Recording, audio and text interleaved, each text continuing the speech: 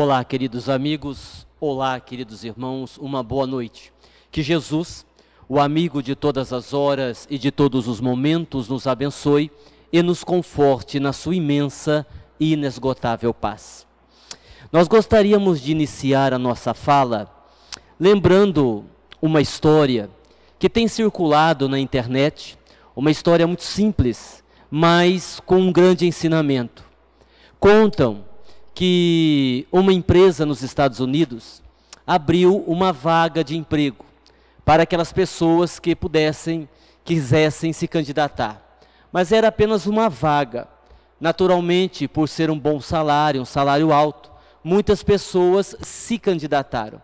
E entre os testes que as pessoas tinham que fazer, havia um teste principal. As pessoas deveriam responder uma pergunta e dar uma justificativa. A empresa, para fazer o teste no candidato ao trabalho, tinha um texto, um pequeno texto. E após o texto, a pergunta. O texto dizia o seguinte: você está indo com o seu carro, é noite, está chovendo muito, uma tempestade, uma ventania, e logo na sua frente está indo um ônibus. E um pouco mais à frente, há um ponto de ônibus, com 3 pessoas. E essas 3 pessoas estão aflitas naturalmente, por causa do vendaval, da tempestade, da chuva. E você está num carro compacto, daquele carro que só cabe você e mais uma pessoa. E você então observa que o ônibus passa, ignorando as 3 pessoas que estão no ponto esperando por ele. Claro, você, como uma pessoa solidária, caridosa, vai ajudar. O problema é que você está num carro compacto e só cabe uma pessoa. Vale observar que as 3 pessoas que estão esperando no ponto de ônibus são, primeiro, um médico que há muitos anos atrás salvou a sua vida, uma mulher passando mal, precisando ir para o hospital, e a sua alma gêmea, aquela pessoa que você olhou sem saber por que, você teve a certeza, é a pessoa da minha vida. E se você perdê-la naquele momento, pode ser que você nunca mais vai encontrá-la. Então a pergunta é, podendo socorrer apenas uma, diante dos 3, quem você iria socorrer? E teve um candidato que deu uma resposta, e a resposta dele foi definitiva para ele conseguir o trabalho. E ele deu uma resposta tão objetiva, tão clara, que a resposta nem precisou de justificativa. Porque vejamos bem, nós nos imaginamos nessa situação. Ajudar o médico seria uma forma de gratidão. O médico havia salvado a sua vida. Ajudar a mulher que precisava chegar no hospital, da mesma forma, a nossa consciência ficaria tranquila. E a alma gêmea da nossa vida, quem é que não queria encontrar? E o rapaz então respondeu assim: eu daria a chave do carro para o médico, pediria para ele levar a mulher até o hospital e ficaria no ponto de ônibus com a minha alma gêmea esperando o próximo ônibus passar. E com essa resposta, ele ganhou a vaga de emprego. E nós iniciamos a nossa fala lembrando essa história para dizer exatamente que nós precisamos nos tornar protagonistas da nossa existência. Que o grande segredo da vida não é desenvolvermos a capacidade intelectual, que também não deixa de ser importante, mas sobretudo desenvolvermos a sabedoria, termos a capacidade de administrarmos os nossos pensamentos, termos a capacidade de gerenciarmos as nossas emoções, e para isto precisamos desenvolver esta sabedoria, esta capacidade de decidir pelo caminho que vai nos trazer esta felicidade que nós almejamos. E não é a inteligência que define isso, mas sim a sabedoria. É preciso que a gente reflita, por exemplo, nós que somos religiosos, que muitas vezes a nossa oração, ela tem uma conotação ingênua. Porque quando nós fazemos esse raciocínio, que nós deveremos adquirir na vida sabedoria, capacidade de gerenciamento, não sobre os outros, mas sobre a nossa própria existência, deveríamos lembrar que as nossas orações não deveriam ser exatamente como são. Porque normalmente quando nós vamos orar, nós dizemos mais ou menos assim: Senhor, me ajude que eu consiga emagrecer, me ajude que meu chefe me ame, me ajude que eu não tenha problema financeiro, me ajude que o meu dia seja maravilhoso. E são pedidos, convenhamos, que não vão acontecer. Porque se nós estamos aqui na busca deste crescimento, nós precisamos justamente dos desafios, dos problemas, para conseguirmos crescer com eles. A ideia é esta, porque pedir para não ter problemas, nós ficaríamos numa zona de conforto e com certeza não iríamos evoluir. Então que a gente refaça aí a nossa maneira de se posicionar, que venham os problemas, que venham os desafios, mesmo porque, ainda que eu não queira, eles virão. É uma ingenuidade pedir a Deus que nós não tenhamos problema. Por quê? Porque nós teremos. E a sabedoria está em enfrentarmos os nossos problemas e sairmos vitoriosos sobre eles. Muito bem. Agora sim, vamos ao tema desta noite. René Descartes foi um matemático, um filósofo, um estudioso. Em algum momento da sua vida, ele começou a se perguntar sobre a própria existência. René Descartes, ainda que fosse respeitado à sua época, ele começou a pensar o que ele sabia realmente de substancial. Qual era o conhecimento que ele realmente tinha de verdadeiro. E houve um momento que ele sentiu que não sabia nada, que tudo aquilo que ele aprendia era passivo de uma refutação, era passivo de um questionamento. Então ele começou a perceber que havia muitas dúvidas. Então ele passou a se perguntar: o que é que eu sei de verdade? Se sempre que eu aprendo algo, há um questionamento, há uma dúvida. E a partir daí, com esta dúvida, ele pensou consigo mesmo: se eu tenho dúvidas, eu estou pensando. Se eu estou pensando, logo eu existo. E então lançou um livro falando sobre esse assunto. E a base do seu livro é a frase que ficou célebre, que todos nós conhecemos: penso, logo existo. Esta frase está no livro Discurso do Método, lançado por René Descartes em 1637. Com todo o respeito ao filósofo, com todo o respeito ao matemático, nós gostaríamos aqui de fazer uma abordagem um pouco diferente. Nós gostaríamos de aprofundar um pouco essa ideia de existência.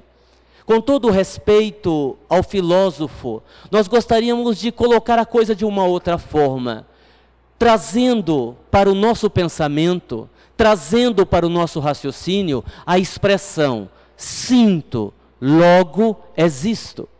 Porque viver, existir, não é exatamente pensar. Porque há muitas pessoas que são intelectuais, que têm um conhecimento vasto sobre vários assuntos da vida, mas permanecem com uma consciência adormecida. Quantas pessoas que têm nível superior, que falam vários idiomas, no entanto, como ser humano, não conseguem sentir a beleza da própria vida, não conseguem sentir a dor do ser humano, não conseguem sentir o que se passa com ele mesmo. A proposta é sentir para existir. Hoje, ainda nós temos uma ciência acadêmica, temos uma medicina convencional que trata a doença, mas não trata o doente. E partindo de uma linha de raciocínio muito simples, mas muito clara, que não existem doenças, mas sim doentes. Porque toda a enfermidade do corpo físico é o resultado natural dos nossos equívocos no campo moral, no campo espiritual. Quando a doença eclode no corpo físico, é porque aquele ser imortal, pelas suas caminhadas nesta linha que ele deve traçar em busca da própria perfeição, tropeçou, se equivocou, errou. Então, depois de tempos em tempos, o corpo, como se fosse um expurgo para os equívocos cometidos pelo espírito, traz a doença para que haja a reflexão. Para aquela criatura que busca a cura da doença, mas não aprende a sentir, ele apenas transfere a doença para um outro órgão, porque continua doente. Enquanto nós estivermos tratando e tentando curar corpos, enquanto estivermos buscando apenas tratar a doença, sem encontrar a matriz, sem encontrar a raiz da enfermidade que está no espírito imortal, enquanto a nossa ciência, a nossa medicina convencional não trabalhar a tríade que é o ser humano, mente, corpo e espírito, continuaremos enfermos, continuaremos doentes. Enquanto não nos aproximarmos da proposta do Cristo, que é justamente o encontro consigo mesmo, através do amor, continuaremos sendo almas enfermas, independente da doença, independente da enfermidade. É válido, é respeitoso o esforço dos cientistas em busca das vacinas, das curas para as mais variadas enfermidades. Todavia, se cura uma doença e logo outra aparece, justamente porque o homem, o ser humano, continua doente. Então, dentro desta perspectiva, é preciso aprender a sentir. E quando nós falamos em sentir, quando nós falamos em sentimento, partimos de 3 questões fundamentais. 3 perguntas que precisamos fazer a nós mesmos, para que possamos entender a essência da vida. Porque se são os sentimentos que nos governam, são toda a nossa atitude, todo o nosso comportamento está com base em um sentimento. Antes de agirmos, antes de falarmos, antes mesmo de pensarmos, houve o sentimento. Eu senti raiva, e a partir daquela raiva, eu agi desta ou daquela forma. Eu me senti triste, e com base na tristeza, eu agi desta ou daquela forma, mas o ponto de partida foi a emoção. O ponto de partida foi o sentimento. Daí a primeira grande pergunta para aquele que quer sentir para existir: o que eu sinto? O que é que eu estou sentindo? Parece uma pergunta muito singela. Ora, eu sei o que eu estou sentindo. Nem sempre. Porque fazemos muita confusão sobre aquilo que nós estamos sentindo. Eu me recordo que uma vez eu conversava com uma jovem senhora que tinha um filho de 33 anos, que não trabalhava, que dormia o dia todo. E eu, num diálogo bastante objetivo, franco, porque nós precisamos ter estes diálogos francos, disse a ela: minha amiga, já que você é minha amiga, eu tenho o direito de perguntar. O seu filho, e usei esta palavra para chocá-la, para mexer justamente com aquilo que estava aqui dentro e que ainda não havia surgido. Porque normalmente, meus irmãos e minhas irmãs, existem 2 de nós. Uma casca, que é exatamente aquilo que eu acredito que eu sou, e uma essência, aquilo que eu sou de fato. Normalmente nós ficamos na casca, aquilo que achamos que somos, e com base na casca tomamos as atitudes normalmente equivocadas. Foi por isso que eu perguntei a ela: já que o seu filho é um preguiçoso, não gosta de trabalhar, por que que a senhora o sustenta? Por que que a senhora dá dinheiro para ela? E a resposta foi imediata, com base na casca: porque eu o amo. E ela não mentiu, ela disse a verdade: porque eu o amo. Eu então redargui: eu não duvido do seu amor, eu acredito no seu amor pelo seu filho. No entanto, vamos aprofundar, vamos buscar a essência desse sentimento, vamos buscar o real motivo pelo qual a senhora dá dinheiro ao seu filho. E ela repetiu: é porque eu o amo. Eu disse: não é isso que eu quero, vamos lá, eu lhe ajudo, vamos mergulhar dentro de nós mesmos. Esta é a proposta, para aprendermos a sentir. Precisamos perder o medo do nosso lado sombrio, precisamos ter coragem de tirar todas as máscaras, de olharmos claramente para o espelho da consciência, que mostra as nossas feridas morais, que mostra aquelas feridas que têm mau cheiro, aquelas feridas que estão sangrando, aquelas feridas com pus.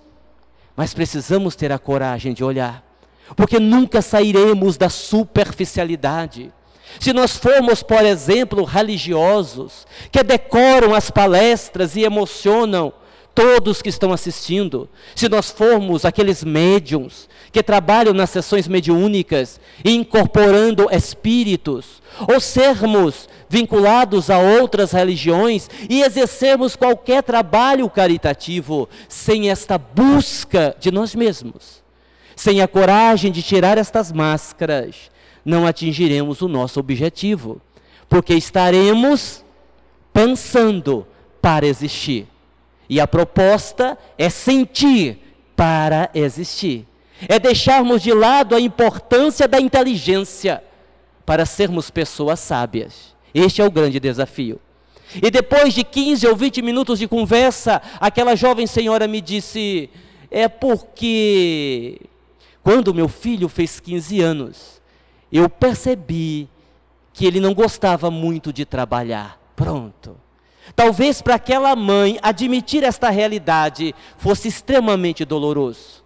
E é justamente por isto que temos medo de encarar o nosso lado sombrio. Porque dói, porque é doloroso.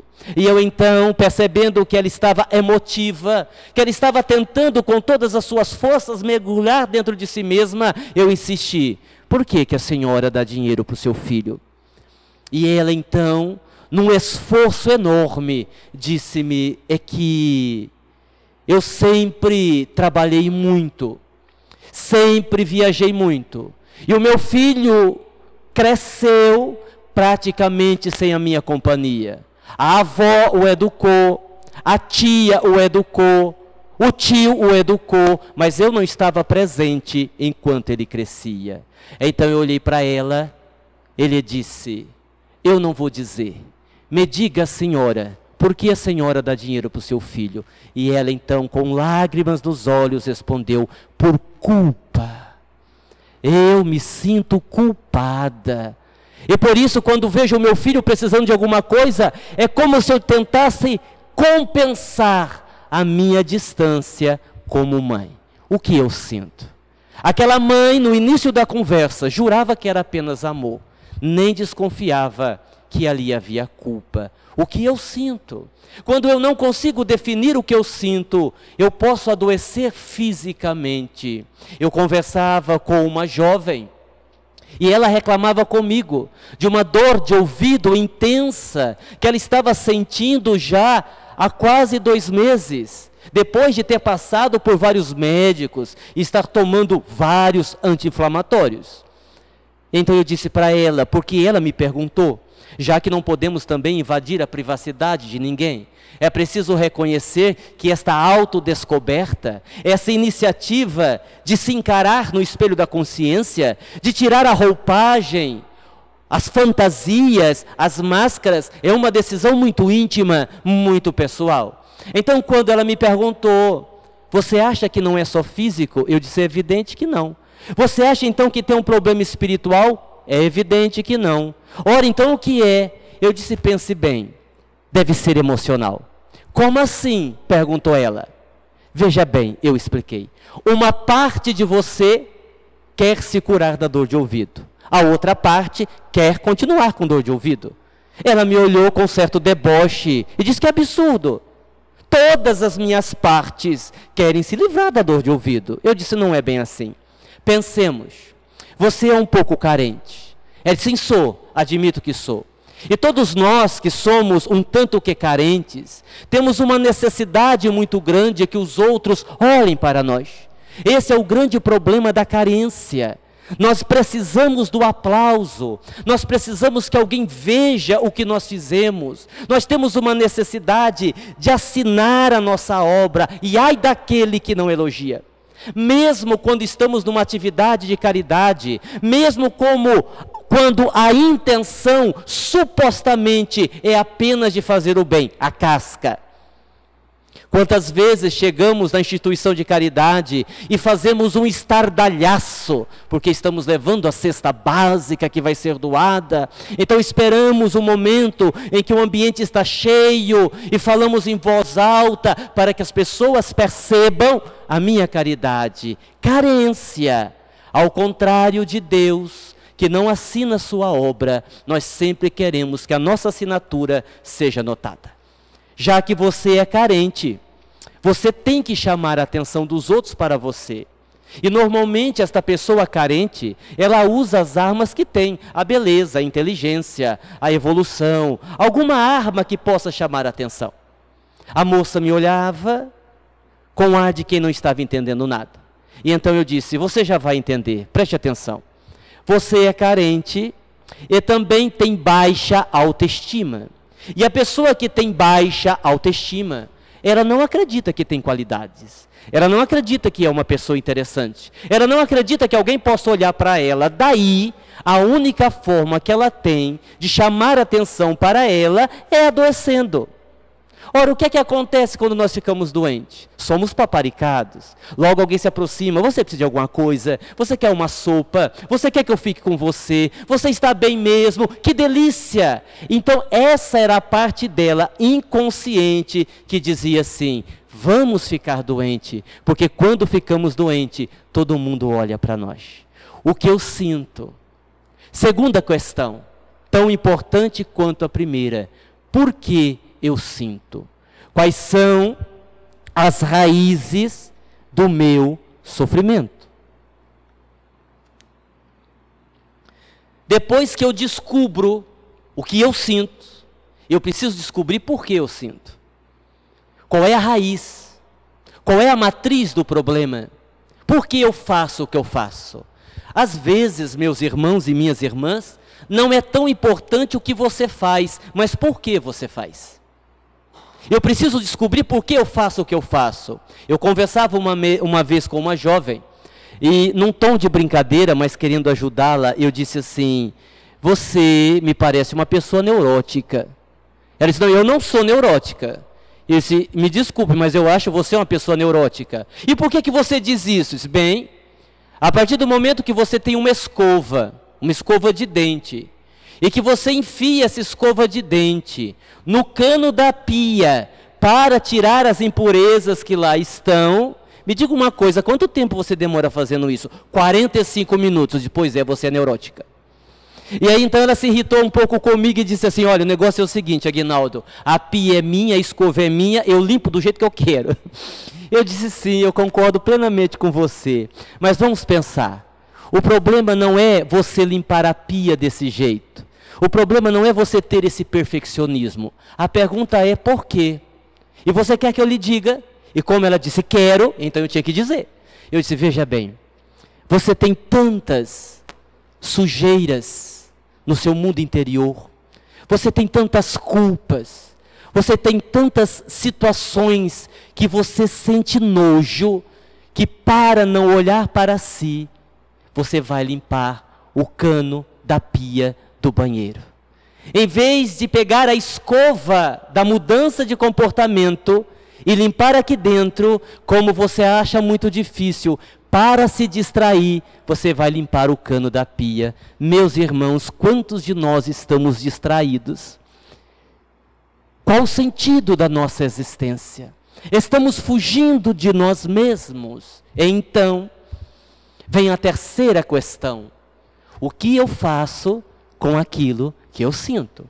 Porque se eu já descobri o que eu sinto, se eu já descobri por que eu sinto, então eu vou para a terceira e última questão, e talvez a mais importante das três. O que é que eu faço com aquilo que eu sinto? Porque a forma de eu lidar com o que eu sinto faz toda a diferença. O grande problema não é sentir. Todos nós sentimos raiva, tristeza, alegria, euforia, todos nós. São emoções da condição humana. Agora, o que eu faço com isso é que vai fazer a grande diferença. Às vezes, vai determinar a minha felicidade ou a minha infelicidade. Eu conheci um senhor, já de 65 anos, e quando ele veio conversar comigo, ele já logo me disse, eu não queria vir. Meu filho me obrigou a vir, mas eu não queria vir. E eu disse, por que o senhor não queria vir?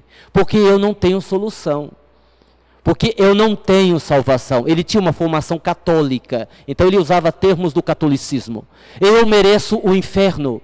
Eu estou para morrer e eu tenho certeza absoluta que irei para o inferno. Deus nem olhará para mim.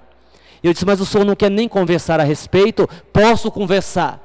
apesar disso me machucar muito. Eu digo, então, vamos conversar. Diga o que o senhor fez de tão grave para merecer o inferno.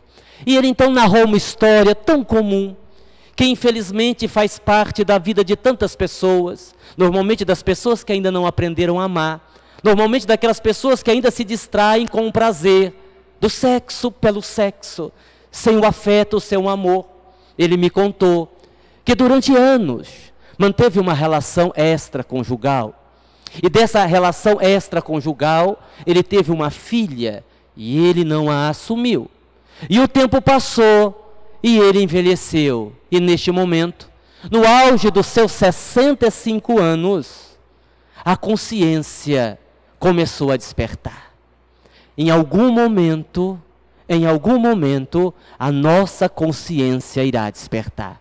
Talvez pela idade, pela proximidade da morte, ele começou a pensar no que tinha feito, na forma equivocada como tratou a esposa, nos filhos, que não sabiam da situação. E ele então olhou para mim e disse, o senhor está vendo? Eu não tenho salvação. Eu disse, o senhor não tem ou o senhor não quer ter? É uma questão de escolha. Lembremos da pergunta, o que eu faço com aquilo que eu sinto? O que aquele irmão estava sentindo? Culpa, peso de consciência, remorso. O remorso estava devorando aquele homem por dentro, a ponto de estar antecipando a sua morte.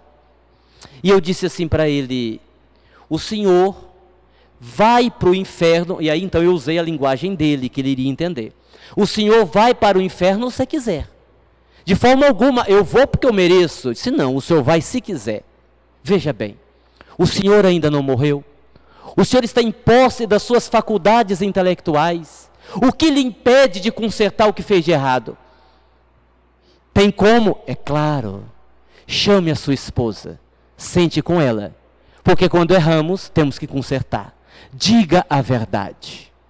Chame os seus filhos. 5 filhos ele tinha. Diga a verdade, que eles têm uma irmã. Chame a moça. Dê a ela o que é de direito, financeiramente, se for possível, afetivamente. Sim, mas ela me odeia. E a mãe dela me odeia mais ainda. Eu disse, muito bem, são as consequências dos seus atos. Mas o senhor pode tentar, não pode? E ele então me olhou e disse, não posso. Não posso porque o risco é muito grande. Pode ser que nessa tentativa de consertar tudo, eu acabe de estragar tudo. Quem é que garante que a minha esposa vai me perdoar? Quem é que garante que os outros meus filhos vão compreender? Então eu olhei para ele e disse, bom, esse é um risco que o senhor vai ter que correr. É o preço que nós temos que pagar pelos equívocos que nós cometemos. A justiça divina está presente na nossa vida. A misericórdia divina mais ainda. Deus nos ama, Jesus nos ama. A misericórdia está presente. Podemos nos perdoar, mas o fato de nos perdoarmos não nos tira as consequências daquilo que nós fizemos. E eu disse, o senhor tem 2 caminhos. O senhor pode morrer mais cedo, lamentando e atraindo para o senhor esse inferno, ou o senhor pode resolver agora e ficar com a sua consciência em paz de pelo menos ter tentado. E depois de 1 hora de conversa, ele se levantou e disse, eu prefiro o inferno. E vai para o inferno, com certeza. Não só vai, como já estava. Porque uma criatura dessa, ela já está vivendo o inferno consciencial. O grande problema não é o inferno como um local geográfico, mas sim o inferno consciencial. Ok, pessoal? Muito bem. Dentro dessa linha de raciocínio, vamos então começar a passar os slides. Senão nós terminamos a nossa conversa e não passamos nenhum slide ainda. O que nós estamos falando aqui, vocês podem encontrar nessas 3 obras, que são livros lançados pela editora Sintonia. O livro recém-lançado, Saúde Psíquica, que fala justamente das questões emocionais, a influência do pensamento, a influência das nossas emoções na nossa saúde física. O livro consciência emergente, onde José Lázaro, ele define o ser humano, num resumo, ele define o ser humano dizendo que existem 3 níveis de consciência: a consciência de sono, a consciência emergente e a consciência desperta. Digamos assim, num exemplo bem singelo, a maioria de nós estamos numa consciência emergente. Por isso que nós sofremos, por isso que nós entramos em conflito. Eu dizia outro dia, num outro estudo que fazíamos, que quem está no bem no bem que está. Porque quem está no bem está bem. Mas quem está no mal, de certa forma, entre aspas, também está bem. Porque normalmente quem está no mal, ele acredita que aquele é o único caminho que tem. Ele não tem ideia do bem e está bem no mal que faz. Quem entra em conflito, quem está deixando a consciência de sono, quem está se libertando do mal, mas ainda não consegue ser bom, somos nós.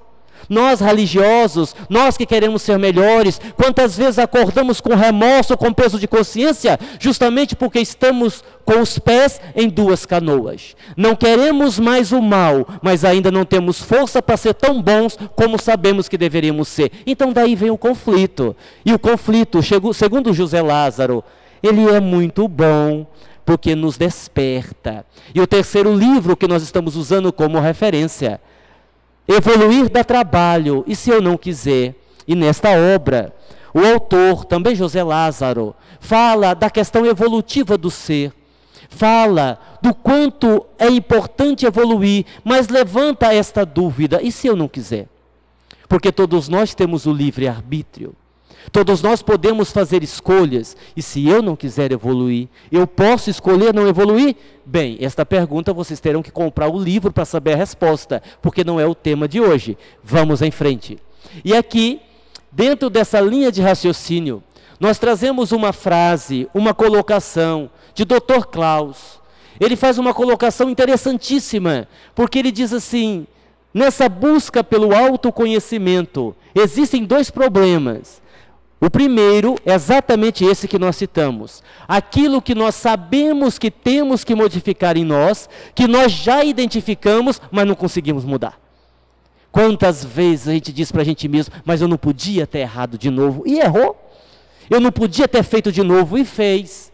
Mas existe um outro problema, alerta Dr. Klaus: descobrir o que ainda não descobrimos sobre nós. Esse é o grande problema. Porque tem muita coisa que você acha que é, mas não é. Tem muita coisa que você acha que não é, e é. Tem muita coisa que você acha que sente, mas não sente. E tem muita coisa que você tem certeza que não sente mais, e sente a todo momento. Você só não está olhando direito. Por exemplo, nós poderíamos pegar aqui esta ideia, falando dos nossos traumas, das nossas lutas emocionais. Nós temos o que nós chamamos de conteúdos traumáticos conscientes, que são os nossos traumas. Os traumas que tivemos na pré-adolescência, na adolescência, aquela briga que nós tivemos com um ente querido e guardamos aquela mágoa, aquela rejeição que nós sofremos. Quantas rejeições nós sofremos na adolescência, não é? Vocês devem lembrar aqueles amores platônicos que nós tínhamos por aquelas pessoas que jamais descobriram que nós existíamos. E nós tínhamos. São os traumas conscientes, ou seja, são aquelas dores emocionais que eu tenho, que eu sei que tenho. Uma experiência que eu vivi, não está resolvida dentro de mim, tenho mágoa, tenho culpa, tenho tristeza, tenho depressão, tenho ansiedade, por causa daquele fato. Eu sei de onde que vem. Eu só não consegui resolver, mas sei de onde que vem. Somado-se a isso, nós temos, e isso assim é complicado, os conteúdos que estão no inconsciente.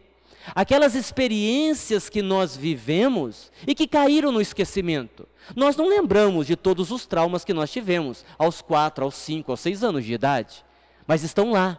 Ainda que eu não lembre, são como balões presos numa pedra, vez ou outra, aquele balão se solta. E nós então temos um problema.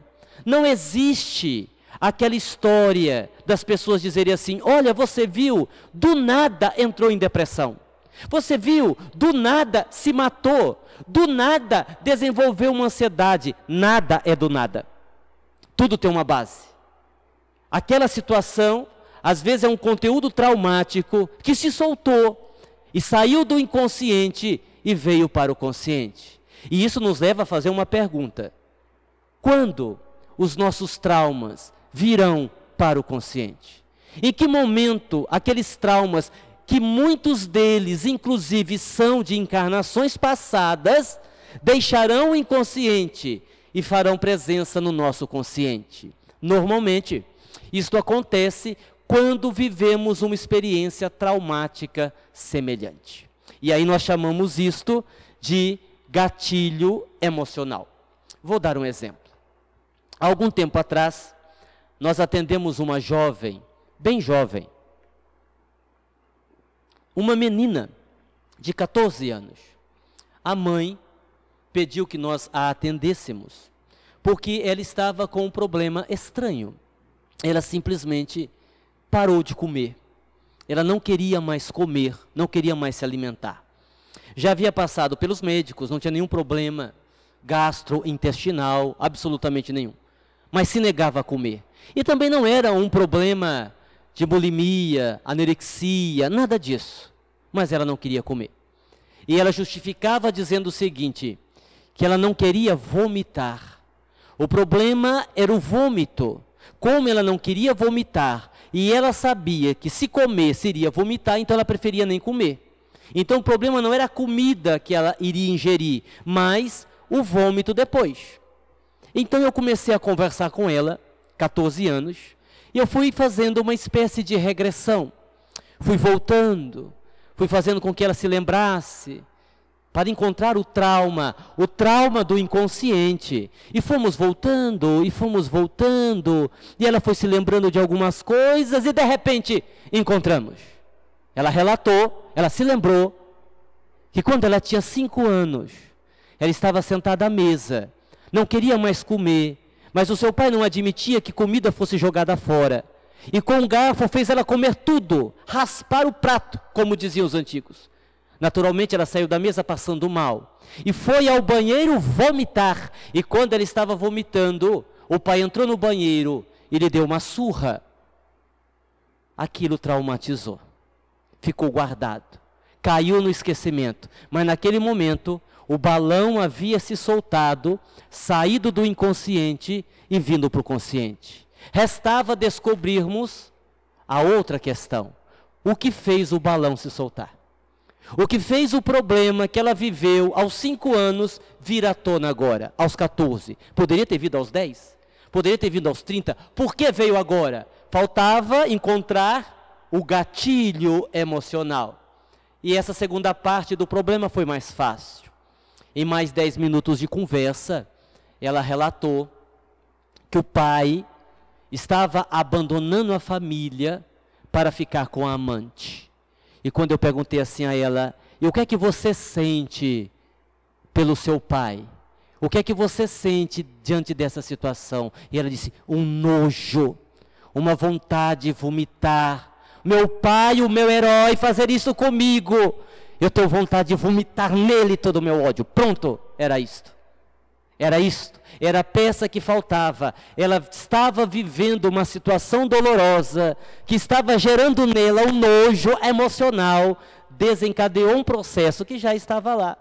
Então nós fizemos o tratamento que tínhamos que fazer e recomendamos a ela que vomitasse com o pai tudo aquilo que ela estava sentindo por ele, porque seria uma forma dela limpar emocionalmente. Certo? Então nós temos que prestar muita atenção nessas questões.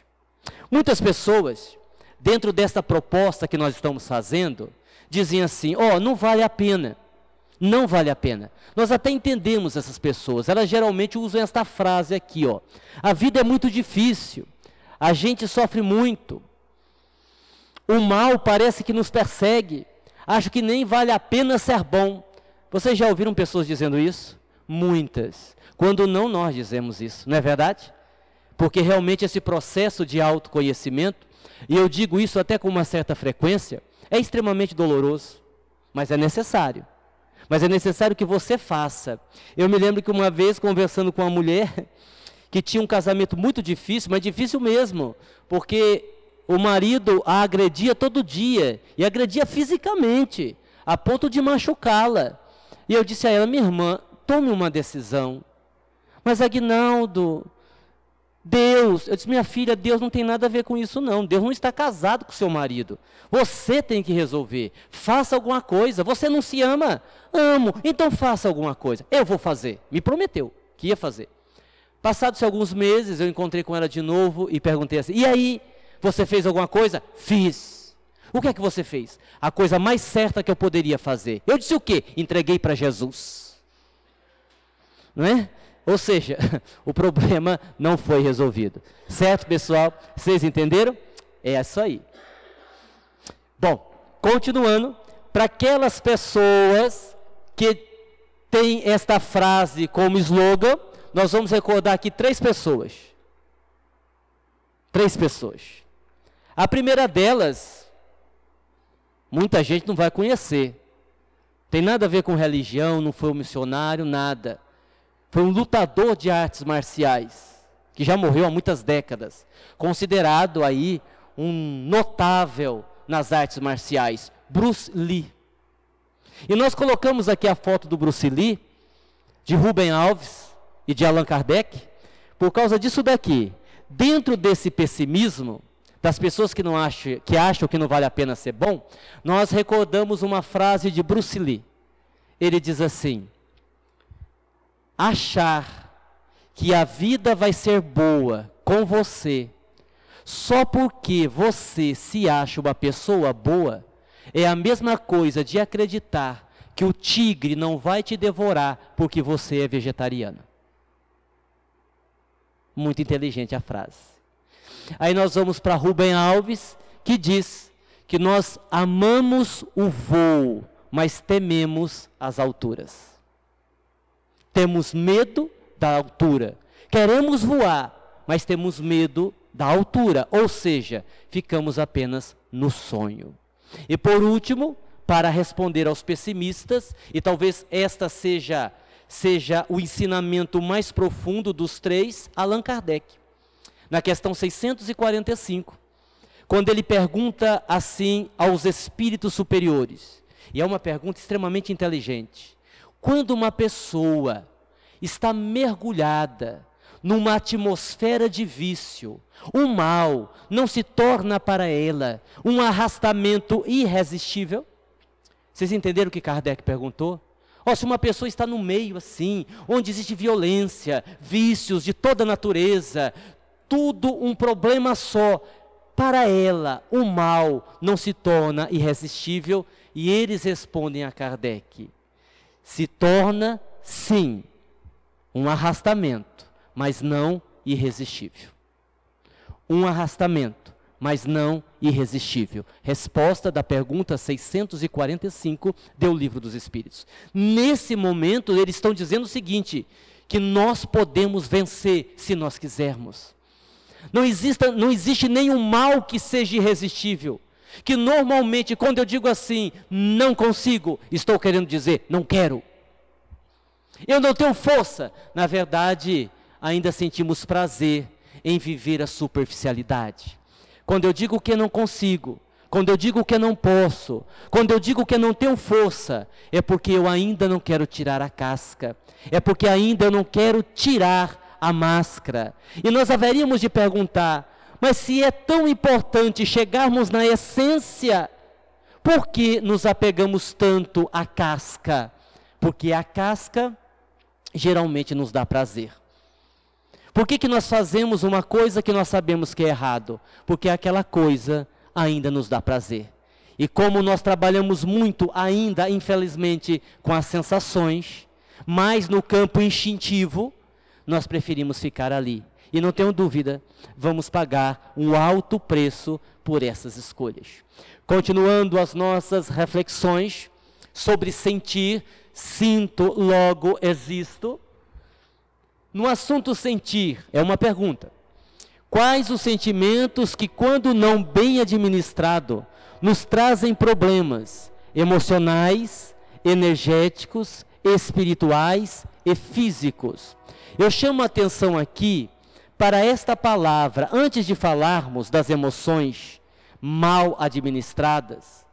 Eu falo aqui da questão energética. Esse assunto foi abordado na palestra Saúde Psíquica, onde fizemos o lançamento do livro com o mesmo nome. Nós explicamos nesta palestra, e aqui eu faço uma ressalva, aqui eu gostaria de enfatizar, porque é um assunto muito, muito importante, que as conexões energéticas, os vínculos emocionais negativos que estabelecemos com as pessoas, nos adoecem muito mais do que as obsessões de espíritos. A mágoa, o desejo de vingança, as emoções rasteiras nos vinculam ao que é rasteiro e o que nos faz sofrer. E no livro Saúde Psíquica, repetindo o que está na palestra, eu dou um exemplo muito significativo, permitam-me repetir. Quando você tem um zap e tem um grupo de amigos que faz parte do seu zap, assim que você manda uma mensagem, todos do grupo recebem de uma só vez. Você não tem que ir mandando para um, para outro, para um, para outro, é tudo de uma vez, tecnologia. Imagina então uma pessoa que tem um desequilíbrio na área sexual e ainda sente prazer em assistir filmes eróticos. Então ele senta na frente do seu computador e, para camuflar o equívoco, ele diz assim, ele repete para ele: eu não estou fazendo mal a ninguém, e não está mesmo, a não ser para ele mesmo, claro. Porque no momento em que ele entra naquele site pornográfico, é como se ele mandasse mentalmente, emocionalmente, um zap para todas as pessoas desequilibradas na área sexual, que naquele momento estão acessando aquele tipo de conteúdo. E toda aquela energia, obviamente densa, negativa, suja, perniciosa, adoentada, o indivíduo atrai para ele, sem sair de dentro de casa, sem trair ninguém fisicamente. É o poder da mente. E depois de um tempo, começará a ter problemas de saúde. E aí vai dizer que é espírito, vai dizer que é inveja, vai dizer que fizeram um trabalho de macumba para ele, etc, etc, etc. Sempre na casca, mas a essência está ali. O vínculo energético, por conta da postura perante o seu próprio desequilíbrio. Porque a semelhança daquele senhor de 65 anos, é mais fácil eu justificar os meus vícios e continuar com eles, do que decidir parar, e ainda que eu tenha crises de abstinência, lutar contra aquilo. Porque um vício, um desequilíbrio emocional, ele é tão pernicioso quanto o vício da droga, quanto o vício da bebida, quanto o vício do cigarro. E quem tem esses vícios, digamos assim, materiais, sabe o quanto é difícil deixar de fumar, de beber, de usar droga. As nossas emoções mal administradas é a mesma coisa. É a mesma coisa. Deverá haver uma luta diária, constante, mas nós conseguimos, se quisermos. Porque, como disseram os espíritos a Allan Kardec, há o mal, que pode até significar um arrastamento, mas nunca irresistível. Certo? Continuando a nossa reflexão. E agora nós vamos falar então algumas emoções, alguns sentimentos que, quando não bem administrados, nos trazem problemas. Vamos ver. Mágoa. O problema da mágoa. A mágoa, ela é extremamente destrutiva. Quando nós estudamos o ser humano, sob a ótica do espírito imortal, nós percebemos que alguns sentimentos, quando não bem administrados, nos destrói. Como, por exemplo, a culpa, o medo e a mágoa. A culpa nos destrói porque ela faz com que a gente se sinta a pior das criaturas. E esta culpa vai gerar em nós um processo auto-obsessivo. Para quem nunca ouviu falar disso, é pior que obsessão. É quando o meu pensamento, o monodeísmo, o meu pensamento repetido, eu tenho culpa, eu não valho nada, eu não presto, como homem eu mereço ir para o inferno, gera um processo auto-obsessivo. Não há ninguém que resolva esse problema, a culpa que destrói. O medo é paralisante. Quando eu tenho medo, eu não me movimento. Eu não movimento na vida, eu tenho medo do que vai acontecer, eu tenho medo do futuro, eu tenho medo de uma doença, eu tenho medo de viver um grande amor e vai que não dá certo e eu sofro. O medo paralisa, por isso é destrutivo. E a mágoa? A mágoa, ela vai fazendo com que nós, aos poucos, também vamos adoecendo. Mas Aguinaldo, como fazer para lidar com a mágoa? Eu carrego mágoa. Muitas pessoas poderiam estar pensando nesse momento. Você que está assistindo, você deve estar pensando, ou pode estar pensando, mas eu tenho mágoa. O que eu faço com a minha mágoa? Pergunte isso daqui para ela. Mágoa, tenha uma conversa com ela. Mágoa, o que você está querendo me dizer? Toda emoção traz um recado para você. Toda emoção traz um recado para você. Eu gosto de fazer uma brincadeira educativa, dizendo, por exemplo, que a angústia é como a febre. Quando alguém sente angústia, é maravilhoso se não caminhar para a depressão. Porque quando alguém tem febre, é uma maravilha. Porque a febre é um sinal do organismo, é um sinal do corpo que algo não está bem. E a febre dá o sinal. Quando eu estou angustiado, é a febre da alma. É a alma dando um sinal que não está bem. Então toda emoção, todo sentimento quer me ensinar alguma coisa. E se nós estamos magoados, observemos o que a mágoa quer nos ensinar. Eu coloquei alguns exemplos, se você tiver dificuldade. Isso daqui, ó. Vamos ler? Vamos ler item por item? Normalmente a mágoa quer dizer que você espera demais dos outros. Estou tão magoado com fulano. Eu não esperava aquela atitude dele. Pois é, problema seu. Viu? Como o erro é seu. Mas eu jamais faria com ele o que ele fez comigo. Exatamente por isso que ele fez. Porque você não é ele e ele não é você. Será que a sua mágoa não é sinal de que você espera muito das outras pessoas? E do ser humano, a gente não pode esperar muita coisa, não dentro de uma visão negativa. Como todos nós estamos evoluindo, infelizmente ainda somos capazes de muitas coisas. Talvez a mágoa esteja querendo te dizer que seu olhar está na direção errada. Isso com certeza. Porque quando ficamos magoados, nós olhamos para quem? Para quem nos magoou, para quem nos ofendeu, para quem abalou o nosso emocional. A pessoa que nos magoa nos deixa sem dormir, nós ficamos pensando nela. Se for um parente, então é uma coisa horrível, porque nós ficamos remoendo, ruminando, quando na verdade você deveria voltar os olhos para você. Não é o que o outro te fez, é porque você está reagindo do jeito que você está reagindo. Não é o que o outro te fez, mas é a tua postura frente àquilo que o outro fez.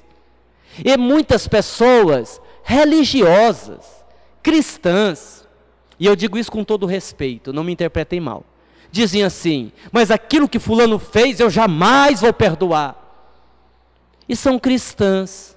E aí eu fico me perguntando, qual o sentido de acreditarmos em Jesus se não estamos dispostos a fazer o que Ele nos ensinou? O que mais que a mágoa quer me ensinar? Talvez que você não está considerando a sua parcela de responsabilidade. Você já parou para pensar nisso? Mas ele me fez muito mal. Então, será que você não permitiu? Mas eu sofri 20 anos naquele casamento. Então você deveria se perguntar, por que fiquei 20 anos casado? Ele me bateu e quebrou meu braço, sim. Quantas vezes ele te bateu antes de quebrar o braço? 4. Na quinta ele quebrou o braço. Então, se você ficou quieta nas 4 primeiras vezes que apanhou, você também é responsável. a nossa responsabilidade. É preciso considerar a parte que nos cabe nesse processo da mágoa. Não adianta a gente querer se colocar como vítima, que esta história de vítima, ela não funciona. Nós estamos vivendo as situações que são necessárias para o nosso crescimento. O que mais que a mágoa quer me ensinar? Que você confia demais nos outros. Que as pessoas, olha, isso aqui é fantástico. Isso que eu vou ler agora é uma das coisas assim fundamentais da gente aprender, da gente sentir e praticar, para não sofrer tanto. Que as pessoas não são o que você gostaria que elas fossem. É uma lição tão difícil de aprender e tão básica. Eu queria que o meu filho fosse assim. Eu queria que o meu filho fosse desse jeito. Eu queria que o meu marido fosse diferente. Eu queria que a minha esposa fosse diferente. Você já parou para pensar que esse teu desejo, nem que você encontre a lâmpada de Aladim, vai se tornar realidade? Simplesmente porque não temos em nossas mãos o poder de mudar ninguém. E agora eu digo assim com todo o carinho, mais especificamente para as mães. Vocês não têm o poder de mudar os seus filhos depois que eles crescem. Enquanto são crianças, nós podemos moldá-los, educá-los, amá-los. Mas quando eles atingem a idade que o Espírito assume a sua total condição de ser encarnado, mais nada você pode mudar nele, a não ser colaborar da melhor forma possível para que ele tenha sucesso na encarnação, sem esquecer que o caminho é dele, sem esquecer que quem vai caminhar é ele e não você por ele. E nós sofremos tanto por causa disso. Eu converso com mães que me dizem assim: quando meu filho sai de final de semana, enquanto ele não chega, eu não vou dormir. E aí eu pergunto assim: e que hora normalmente o seu filho chega? 3 horas da manhã. Quando o carro entra na garagem, aí eu respiro aliviada. E deito. Mas como meu marido levanta cedo, às 6 horas eu tenho que levantar para fazer o café. E eu fico pensando assim, coitada. Ou ela deveria deixar o marido sem café, ou ir dormir e deixar o filho chegar quando quiser. Mas e se acontecer alguma coisa? Pode acontecer. E se ele tomar um tiro? É bem provável que aconteça, se morar numa cidade grande. E se ele sofrer um acidente? Existe uma probabilidade grande de acontecer. E se acontecer? Se acontecer, é porque o espírito que está ali reencarnado, que temporariamente é seu filho, precisa viver aquela experiência. Nós não somos Deus. Nós não somos Deus. E esta mãe precisaria entender o seguinte, que o fato dela ficar acordada até as 3 horas da manhã, esperando o filho chegar, não vai fazer com que o acidente não aconteça. Não vai fazer com aquilo que tem que acontecer, não aconteça. Simples assim, mas difícil para a gente. Por quê? Porque eu sei, René Descartes, penso, logo existo. Mas se eu não sinto, eu não consigo fazer como eu deveria fazer. Porque isso que eu estou falando, nós sabemos. A questão é, eu preciso sentir para ter coragem de fazer. Informação, meus irmãos, não muda ninguém. Informação não leva ninguém para o céu. Apenas quando eu decido mudar intimamente, enfrentar os meus fantasmas, é que a revolução acontece dentro de mim. E para finalizar, a mágoa talvez queira estar me ensinando que eu quero ser amado por alguém que não me ama mais. Que são as mágoas que nascem dos rompimentos afetivos, namoros que terminam, noivados que terminam, casamentos que terminam, e geralmente terminam com mágoas, com brigas. E quase sempre, o que está ali gerando toda a mágoa é algo muito simples: imaturidade emocional. Imaturidade emocional. Nós vamos ver um pouquinho mais para frente, quando falarmos da autoestima ou da baixa autoestima, que deveríamos nos perguntar: para que eu vou querer ficar com alguém que não me ama mais? Por que eu estou querendo me vingar se não há mais amor? Deveria eu ter uma grandeza espiritual e seguir a minha vida, amando-me, que é o mais importante. Muito bem. Vamos ao aprendizado. Estamos aprendendo bastante. Olha que interessante. São duas frases de dois sábios. Uma delas, de Dalai Lama. Ele diz o seguinte: quando você perder, não perca a lição. A vida não é constituída tão somente pelos olhos espirituais, eu estou me referindo, de derrota e de vitória. Para as leis de Deus, por exemplo, não saímos da vida como perdedores ou como ganhadores. Nós ficamos com essa ideia, né? Perdi a minha encarnação, fracassei nessa encarnação. Será mesmo? Será que você não fez nada de bom? Será que você não construiu nada de edificante? Será que você não produziu nada de bom? Provavelmente produziu.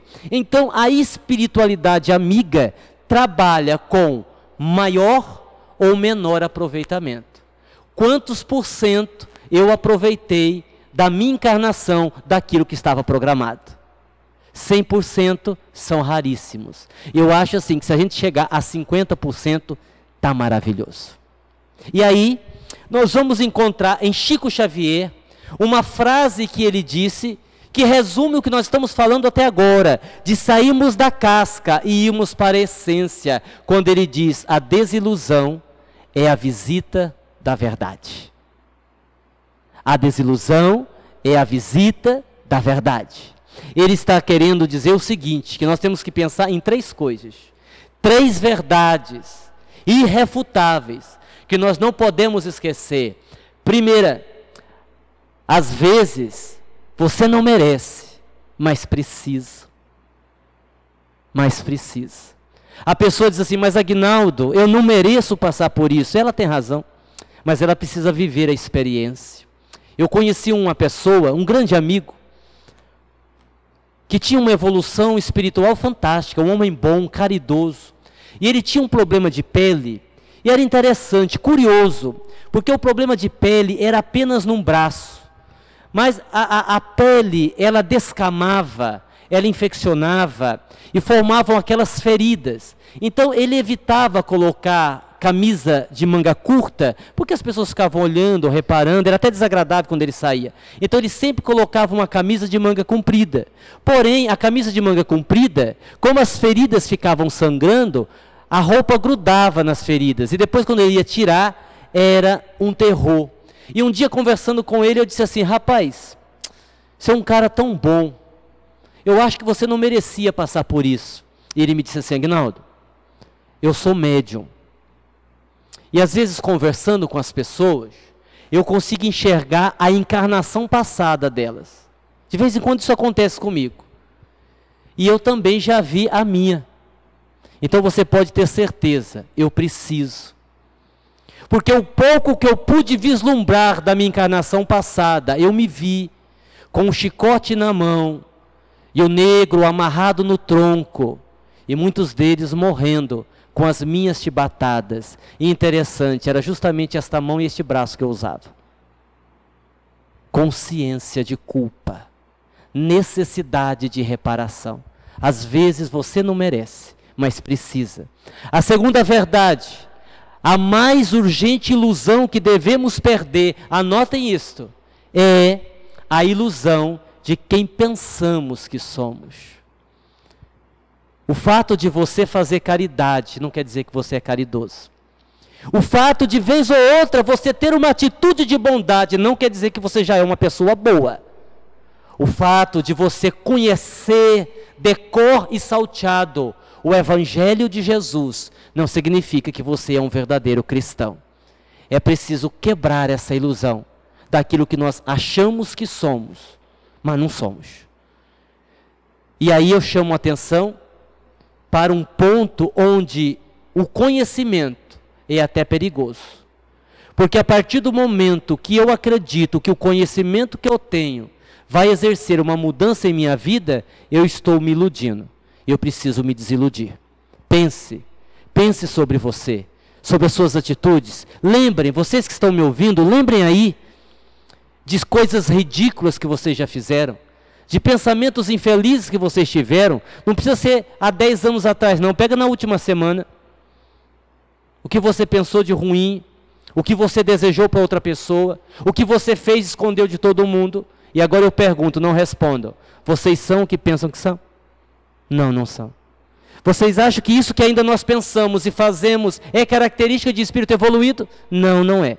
Então desiluda-se agora. Porque o problema maior é quando eu desencarno, deixo o corpo ainda iludido. E chego na outra dimensão, numa situação bastante dolorosa. E a terceira e última verdade, tudo o que acontece com você tem a ver com você. Ninguém vive uma experiência dolorosa se não precisasse viver. Quando alguém te fere, quando alguém te machuca, quando você vive alguma dor, só existem duas razões para você estar vivendo essa dor. Primeira, você atraiu a situação para você. Se eu, por exemplo, sou uma pessoa que tem um medo da solidão, tenho medo de ficar sozinho, eu vou embarcar em qualquer relacionamento. O importante é ter alguém, não é ser feliz. E se nesse relacionamento eu for traído, abandonado, eu não vou poder reclamar de ninguém. Porque eu não conhecia a essência, estava na casca, medo da solidão, e atraí aquela pessoa para perto de mim. E a outra razão que eu vivo o problema são aqueles karmas que nós temos que vivenciar, porque são necessários para nós. Ninguém tem um filho problema por acaso. Ninguém tem uma doença grave por erro da justiça divina. Ninguém morre antes da hora que deveria morrer. É preciso que entendamos que tudo o que acontece conosco tem a ver conosco. Ok? Entenderam? Beleza. Continuando. A baixa autoestima, que também é um assunto importantíssimo, muito comum hoje em dia, quando eu não gosto de mim, quando eu não me amo. E nós defendemos uma tese, nós defendemos uma teoria de que o auto-amor é o primeiro passo para amarmos qualquer coisa ou qualquer pessoa. Se eu não me amo, eu vou para, por exemplo, qualquer relação afetiva e vou ser submisso. E vou ser um ciumento neurótico, e vou ser carente, e vou pressionar, e vou exigir. Por quê? Porque eu não estou bem comigo. E nós precisamos, nesses casos, que as outras pessoas digam que nos amam. E se não dizem, ficamos aborrecidos. Olha, você ainda não me disse que me ama. Meu bem, mas eu disse ontem, então, mas hoje ainda não disse. Sim, mas eu ia dizer sim, mas são 10 horas da manhã e você ainda não falou? Que absurdo! E se não mandar o zap... Se não mandar resposta, você não me mandou o coraçãozinho que eu estava esperando, você não me ama. Estas pessoas é que não se amam. Têm baixa autoestima. Dependem dos outros para sobreviver emocionalmente. E aí, dentro desse assunto, dentro dessa análise, nós temos aqui, digamos assim, as bases da autoestima, as referências da autoestima. Digamos assim, os alicerces da autoestima. O autoconceito é aquilo que eu penso sobre mim. A autoimagem é a forma como eu me vejo. E aqui nós temos grandes problemas, porque geralmente a baixa autoestima está na não aceitação do corpo, de não gostar do corpo que tem. Porque se acha muito gorda, muito magra, muito alto, muito baixo. E as pessoas não se dão conta de que nós somos únicos. Nós somos como uma impressão digital. A beleza é um conjunto de fatores, não apenas a sensualidade do corpo físico, mas um conjunto de fatores que envolve tanta coisa. Energia, vibração, a própria sensualidade. Há pessoas que são lindas fisicamente, insuportáveis. Insuportáveis. É preciso pensar. Aí depende muito do conceito que eu tenho de vida, não é? O que eu quero para a minha vida. E aí que você percebe quando uma pessoa ela está num nível de conhecimento, de despertar da consciência mais amplo. Uma vez um homem me perguntou: Aguinaldo, qual é a mulher ideal? E me permitam que eu vou dar a resposta, eu vou contar a resposta que eu dei. Não se sintam ofendidos. Qual é a mulher ideal? Eu então respondi assim: depende. Para que é que você quer a mulher? Se for para ter uma noite de sexo, basta que ela seja boa de cama. Mas se você quer uma mulher que compartilhe com você as suas lutas, as suas alegrias, as suas dores, se você quer alguém que lhe acompanhe nos momentos alegres e nos momentos difíceis, ela vai ter que ter muito mais do que essa qualidade de ser boa de cama. O que é que eu quero para mim? O que é que eu quero para a minha vida? Essa é a pergunta. Nós atraímos, repetindo, reprise, nós atraímos o que nós vibramos, não o que nós queremos. Autorreforço, que é o quanto eu me elogio, eu me premio, e a autoeficácia, o quanto eu confio naquilo que eu faço. Se uma dessas bases desmoronar, está comprometido a nossa autoestima, ok?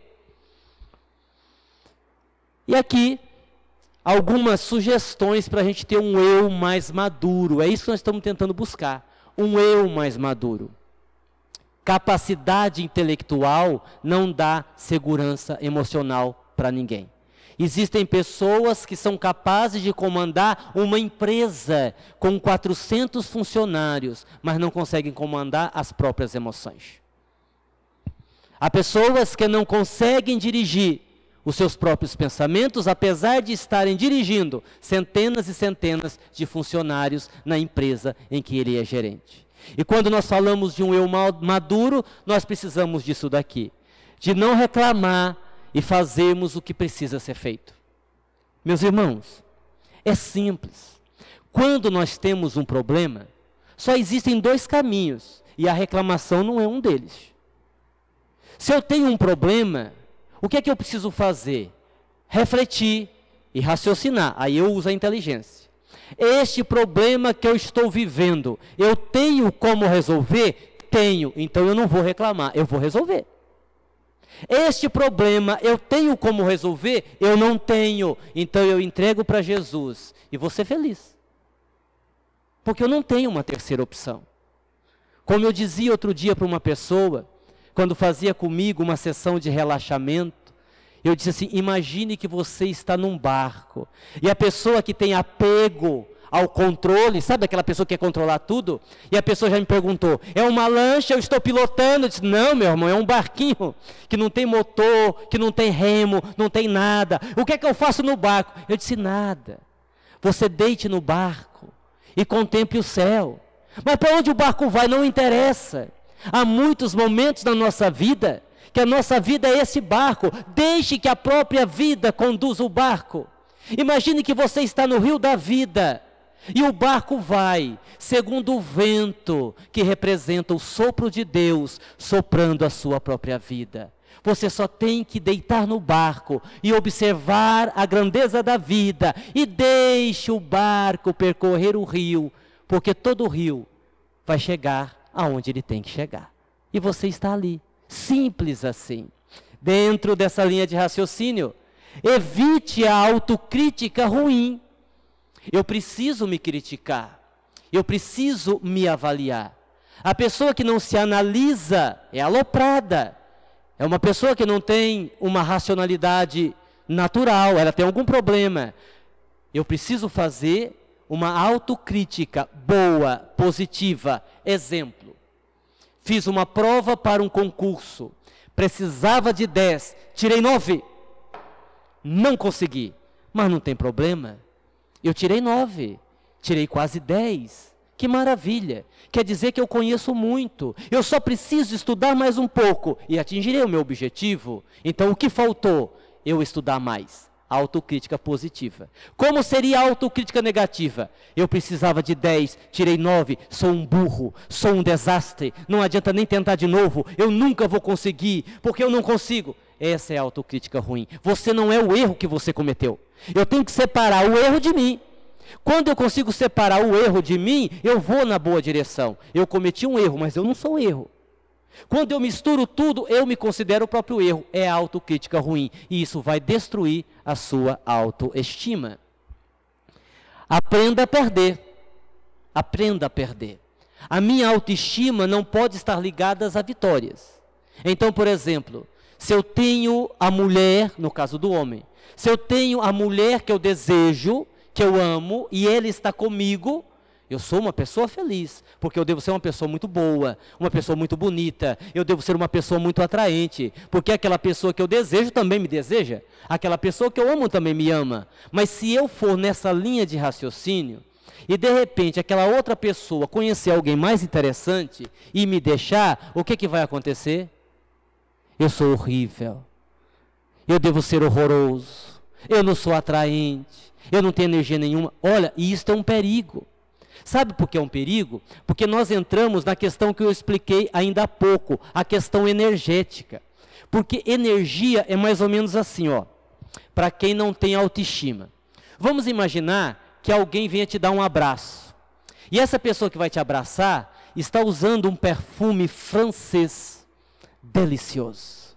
Você abraça, sabe aquele perfume que fica na sua roupa? Você diz, nossa, que delícia. Que cheiro agradável. E depois você faz até questão de abraçar de novo, não é verdade? Para ver se fica um pouco daquele perfume, não é? Porque é assim, perfume bom e caro é assim. Eu gosto muito, se alguém quiser me dar, fica aí a sugestão, né? Mas imagine que alguém venha te abraçar com aqueles perfumes de R$ 1,99. Lembra do Avanço, aquela coisa horrorosa, que te abraça, você, meu Deus, e aquele cheiro ficou em mim, aquilo você tenta se afastar o máximo da pessoa, quando a pessoa vai falar tchau, você pega no dedo, tchau, tchau. Energeticamente, é o que acontece quando a pessoa tem baixa autoestima, é como se ela usasse um perfume ruim, ela afasta as pessoas, porque o que ela está vibrando é uma energia negativa, de alguém que não se ama, de alguém que não se gosta, de alguém que não se valoriza. Ela não vai atrair pessoas que gostam dela. Por quê? Porque é a energia, é o perfume barato que você comprou lá naquela lojinha do seu bairro. Sem nenhuma crítica às lojinhas de bairro nenhum. Evite comparações. Toda vez que eu me comparo, eu me diminuo. Se nós estamos dizendo que cada um tem o seu valor, é preciso que eu me valorize com aquilo que eu sou, com aquilo que eu tenho. E não me compare a ninguém. Ah, se eu fosse... Olhe, pesquisas mostram que quando uma mulher chega num consultório médico e vai ler uma revista, daquelas revistas que mostram a casa das pessoas ricas, vocês já viram? Eu não vou falar o nome da revista porque não pode. Mas aquelas revistas que mostram o banheiro que a pessoa tem, que mostra o quarto que a pessoa tem, a cama, o marido. Então uma pessoa, uma mulher, por exemplo, que vai no consultório médico, está na sala de espera e começa a ver aquela revista, em 15 minutos ela entra em depressão. Porque ali ela está vendo tudo aquilo que ela queria e não tem. Imagine se for uma revista de moda, com aquelas menininhas, com aquelas barrigas retinhas, e o médico que vai consultá-la é um cirurgião plástico. Ele fica milionário só com ela, porque ela vai entrar com tanta depressão dentro do consultório que ela vai dizer, eu sou mude tudo, mexa onde for preciso. Que bobagem, que bobagem. Não se compare. Deixe de lado os critérios rígidos, a inflexibilidade. Não pode isto, é proibido aquilo, não quero aquilo outro, tem que ser desse jeito, se não for do meu jeito não pode ser. Isso é inflexibilidade. A inflexibilidade, ela vai na contramão do ritmo da vida, porque a vida é flexível conosco, a própria vida é flexível com si mesma, a vida é flexível conosco, como por exemplo nos dá a oportunidade de reencarnarmos várias e várias vezes, até atingirmos a perfeição. A inflexibilidade não, é a dureza, é a rigidez, uma das características de um espírito rebelde, a rigidez, a inflexibilidade nas atitudes. Evite padrões inalcançáveis, reconheça seus limites e ame-se como você é. Essas três elas estão interligadas. Eu não posso buscar aquele padrão que eu não vou alcançar nunca. Eu preciso reconhecer que eu tenho limites. Limites físicos, limites emocionais. Tem coisa que eu dou conta, tem coisa que eu não dou conta. É aí que entra o auto-perdão. O auto-perdão também é muito importante para a autoestima. Há pessoas que estão destruídas porque cometeram um erro e não conseguem se libertar do peso de consciência. E eu fico imaginando que essas pessoas não entenderam a proposta de Jesus. Porque se Jesus tomou o cuidado, por exemplo, de não permitir que a mulher adúltera fosse apedrejada, e disse a ela que ela fosse, porque se ninguém a condenou, ele também não a condenaria, e recomendou que ela não voltasse a errar, Jesus estava nos ensinando que uma vez o erro cometido, está cometido. Uma vez o desvio feito, está feito. Agora eu preciso arrepender-me, reparar, se for possível, e aí vem um detalhe muito importante, não cometer o mesmo erro novamente. Que seja outros erros, mas não aquele. Porque senão o auto-perdão se torna desculpismo. Eu erro e me perdoo. Eu erro e me perdoo. Eu erro e me perdoo. E continuo errando.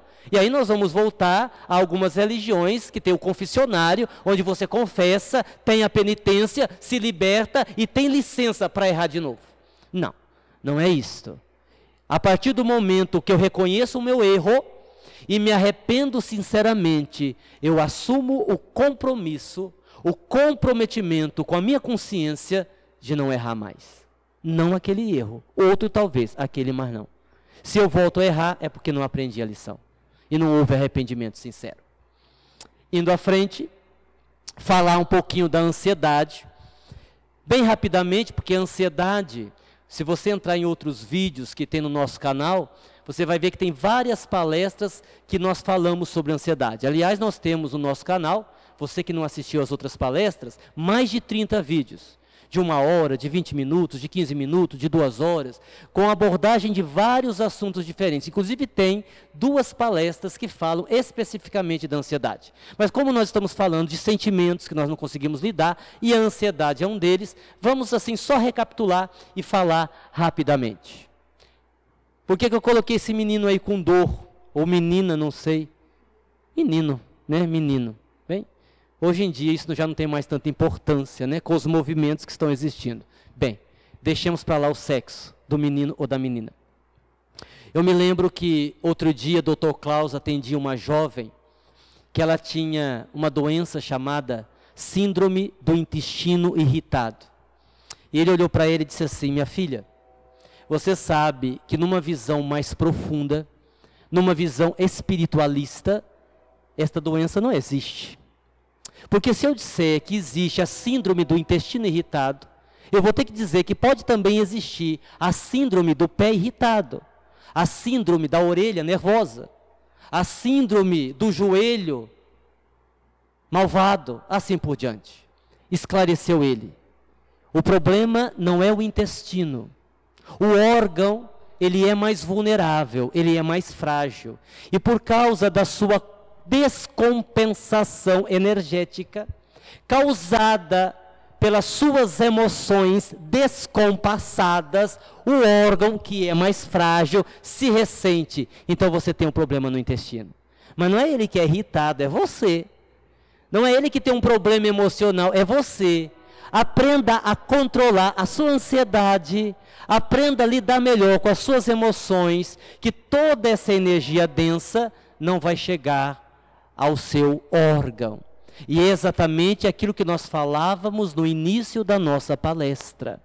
O órgão é onde a doença deságua, mas a doença não está no corpo, está no espírito, que moralmente ainda está adoecido. Precisamos aprender isto e cuidar do espírito, da raiz, e não do problema depois que aconteceu. O homem não pode ser visto pela medicina como um órgão adoecido. Ele precisa ser visto como um ser total, integral. Ele não é o órgão, ele é o ser integral, que por alguma razão, algum descompasso está adoecendo o órgão. mas o órgão não pode ser olhado separadamente. Ok? E aí então, falando um pouquinho da ansiedade, sugestões para vencê-la, nós colocamos aqui, pense. E talvez isso aqui seja uma das coisas mais importantes a ser dita a respeito da ansiedade. Porque o ansioso, emocionalmente, ele vive no amanhã. E se eu não conseguir, e se não dar certo, e se não for do jeito que eu estou pensando, e se eu ficar desempregado, e se eu não tiver sucesso, e se. Como o amanhã não pode ser antecipado, eu só tenho uma opção, viver o presente. Não é uma questão de você querer ou não querer, é uma questão que é. Tem coisa na vida que é como é, se eu não quero, azar o meu. Pense, reflita. Uma noite de sono perdida por causa de um problema que você vai resolver no outro dia, só vai fazer você acordar com olheiras, cansado, com sono, com o raciocínio lento, e talvez isso lhe prejudique na resolução do problema. Do que serviu? Para nada. Aprenda a se adaptar. E aqui eu coloquei quebrar o piso, né? As pessoas vão ler e não vão entender. O que tem a ver se adaptar? É assim, ó. Agora pegando as reencarnações sucessivas, tá? Para a gente entender. Imagine que você é dono desse salão. O salão é seu. E você vai na loja e vê um piso lindo. E diz, vou comprar esse piso. Ele é maravilhoso. E você coloca o piso. Mas você não prestou atenção. E o piso não é antiderrapante. E as pessoas começam a entrar, escorregar e cair. E se machucar. Então você percebe, obviamente, que aquele piso não é o ideal. Então você diz, vou colocar outro piso. Calma. Primeiro, você vai ter que quebrar o piso que você colocou, arrancar e depois colocar o outro piso. E as pessoas se perguntam assim, mas por que eu ainda não sou feliz? Porque nós estamos na fase de quebrar o piso. Nós ainda estamos quebrando o piso dos erros cometidos no passado. Nós não estamos ainda na fase de estar colocando o piso novo, com algumas exceções. A grande maioria de nós estamos quebrando o piso. E aí nós buscamos uma felicidade ilusória. Por quê? Porque queremos colocar o piso novo sobre aquele piso. Não vai dar certo. Não vai funcionar. Eu vou ter que quebrar, arrancar e aí sim colocar o piso novo. Isso quer dizer que em algumas dores da nossa vida, nós teremos que aprender a nos adaptar, porque não tem jeito, é do jeito que é, ainda que doa muito em você. E então, só para a gente ler, desista de tentar controlar a vida, isso aqui é típico do ansioso, tá? Todo ansioso quer que a vida se encaixe dentro do seu quadrado. O ansioso, normalmente, ele marca tudo certinho, o horário, quando vai acontecer, porque vai acontecer, a forma que vai acontecer, porque se nada escapar do controle que ele tem, não há risco de acontecer coisas que ele não estava esperando. E aí, então, ele não vai ficar ansioso, o que é uma grande bobagem. Simplesmente porque a vida não está sob o nosso controle. Não se cobre demais, isso é horrível. Se cobrar demais gera ansiedade. Você não tem que ser perfeito. Eu digo para as mães que comentam assim comigo, mas eu errei como mãe. E eu pergunto, qual a novidade? É óbvio que você errou como mãe. Porque se eu sou um ser humano imperfeito, e a mulher precisa entender que antes de ser mãe, ela é humana. E como ser humano, tem uma característica peculiar, a imperfeição. E a imperfeição significa que nós erramos. Se eu erro como ser humano, como não erraria como pai? Que você conserte se conseguir, mas não se lamente tanto, porque o erro faz parte da vida. Desacelere, desacelere, desacelere. Tem que desacelerar. Nós aceleramos a vida. Nós vamos acelerando. Nós vamos pegando 1000 coisas para fazer e vamos adoecendo. Vamos ficando estressados. Desacelere, é preciso desacelerar. Outro dia eu estava esperando uma cliente que se atrasou 20 minutos e eu não suporto atraso. Quem me conhece como terapeuta só tem 1 minuto de tolerância. Se não chegar, eu passo a vez para outra. Não aceito atraso. Uma observação. Como terapeuta, os meus clientes nunca esperam mais que 5 minutos. Então, eu tenho o direito de cobrar.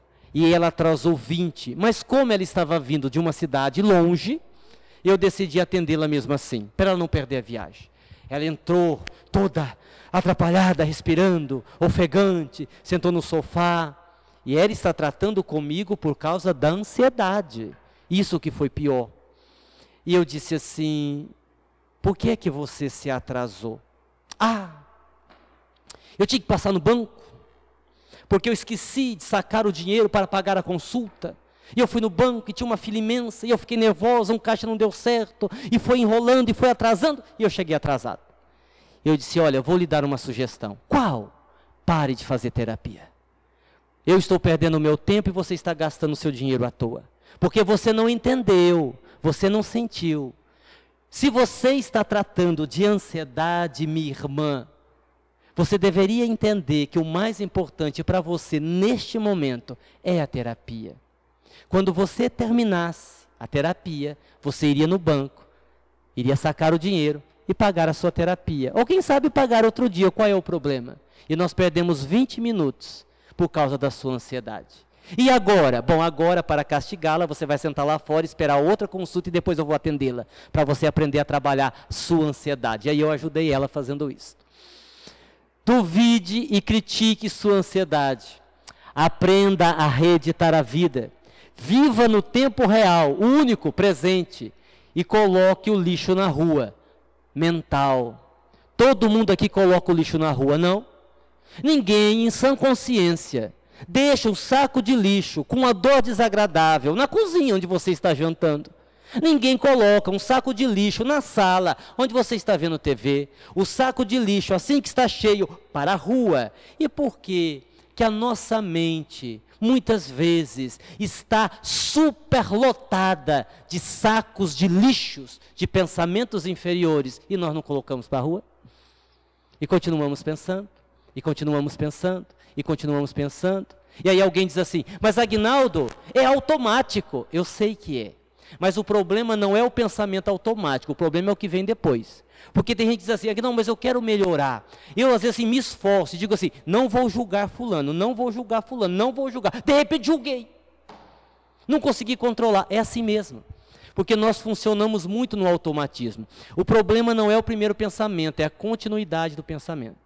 A gente pensa, não conseguiu segurar o automatismo. E o que a gente faz? Vai alimentando depois. Mas é mesmo. Mas é safado mesmo. Tinha que passar por isso. Esse é o problema. Não é o primeiro pensamento que é automático, é a continuidade. Porque se eu tiro o lixo e coloco na rua, ou seja, eu bloqueio o pensamento, vem o automático, eu desvio. E não continuo pensando. Vocês entenderam? Vocês entenderam? Muito bem. Uma sugestão para encerrar. E a sugestão para encerrar, olha que coisa interessante, curiosa. Não vem de um benfeitor espiritual, vem de um obsessor.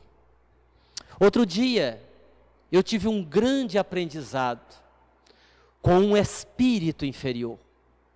Eu estava me sentindo assim muito cansado, muito desanimado, achando que estava trabalhando demais, achando que Jesus estava exigindo muito de mim, querendo assim encostar um pouco de trabalho, porque eu fiquei pensando assim comigo: mas meu Deus, é toda hora falando de Jesus, eu converso o dia inteiro, eu falo o dia inteiro de amor, de perdão, de convivência, de como lidar com ansiedade, de como lidar com medo, e conto história, e conto causo, e conto casos, e vou falando, e vou falando, e vou falando, e às vezes, se eu venho para o centro fazer alguma palestra, eu calculei mais ou menos que eu faço em média 7, 8 horas falando ou de Jesus, ou de coisas boas, ou de conselhos, ou de orientações. Eu disse: meu Deus, isso é demais. E aí então, quando uma jovem me dava um passe, ela incorporou um obsessor e ele me disse assim: trabalhe, trabalhe, trabalhe muito no bem, para que a sua loucura interior se mantenha sob controle. Você precisa repetir para os outros, para você mesmo se convencer. Você tem que ficar dizendo para os outros o dia inteiro, para ver se você aprende.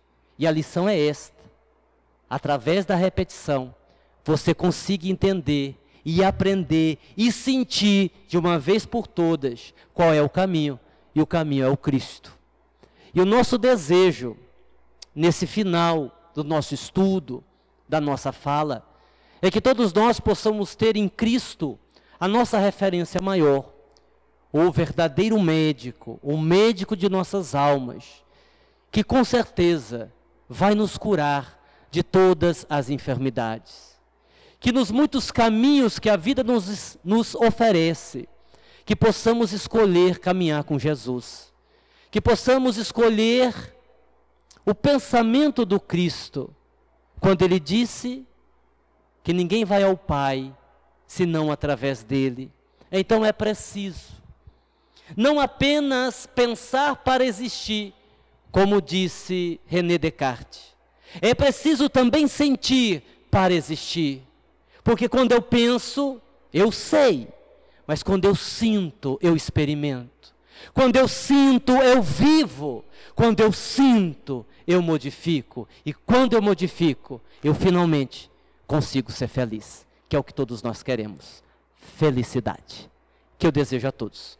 Muita paz e muito obrigado.